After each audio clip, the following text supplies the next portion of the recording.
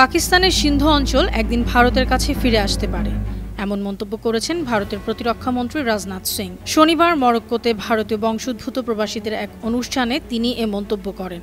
রাজনাথ সিং সেখানে আরও বলেন, সিন্ধি হিন্দুরা, বিশেষ করে এলকে আদভানির প্রজন্মের মানুষ, ভারত থেকে সিন্ধু অঞ্চল বিচ্ছিন্ন হওয়াটা কখনোই মেনে নেননি। শুধু সিন্ধুই নয়, গোটা ভারতের হিন্দুরা ইন্দুস নদীকে পবিত্র মনে করেন।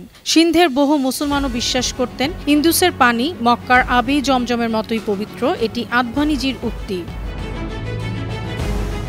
রাজনাথের এমন মন্তব্যে ক্ষেপেছে পাকিস্তান। দেশটির পররাষ্ট্র মন্ত্রণালয় তীব্র প্রতিক্রিয়া জানিয়ে বলেছে, সিংয়ের এই বক্তব্য সম্প্রসারণবাদী, হিন্দুত্ববাদী মানসিকতার প্রতিফলন, যা আন্তর্জাতিক আইন লঙ্ঘন করে, স্বীকৃত সীমানাকে চ্যালেঞ্জ করে এবং রাষ্ট্রের সার্বভৌমত্বকে ক্ষুণ্ণ করে।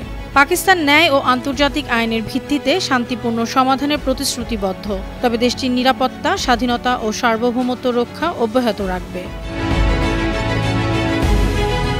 উল্লেখ্য, ১৯৪৭ সালের দেশভাগের সময় ইন্দুস নদীর তীরবর্তী সিন্ধু প্রদেশ পাকিস্তানের অংশ হয়ে যায়। সেখানে বসবাসরত সিন্ধি জনগোষ্ঠীর অনেকেই ভারতে চলে যান। আন্তর্জাতিক ডেস্ক, বানো টিভি।